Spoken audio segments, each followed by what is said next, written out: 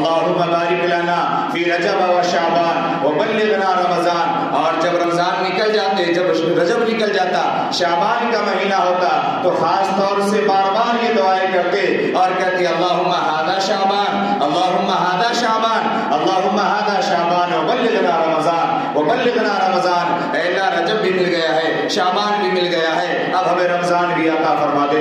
اللہ رب العزت کا کرم ہے اور احسان ہے کہ مالک کریم نے ہم تمام کی زندگی میں، ہم تمام کی سانسوں میں ایک بار پھر اتنی مہلت دی ہے کہ رب کریم نے ہم تمام کو رمضان المبارک جیسا مہینہ عطا فرما دیا ہے۔ یہ وہ مہینہ ہے جس کے تعلق سے لمبی سی اور بڑی سی حدیث ہم سب سنتے ہیں۔ حضرت سلمان فارسی رضی اللہ تعالی عنہ راوی ہے، آپ بیان فرماتے ہیں کہ آقا صلی اللہ علیہ وسلم نے فرمایا کہ رمضان کا مہینہ آ رہا ہے، یہ مہینہ بڑا بابرکت مہینہ ہے، یہ مہینہ بڑا عظیم مہینہ ہے، بڑا عظیم الشان مہینہ ہے، اور اس مہینے میں ایک رات ہے جو 1000 مہینوں سے افضل ہے۔ اس مہینے میں مومن کے رزق کو بڑھا دیا جاتا ہے۔ یہ وہ مہینہ ہے جو غمخواری کا مہینہ ہے، یہ وہ مہینہ ہے جو ثواب کا مہینہ ہے۔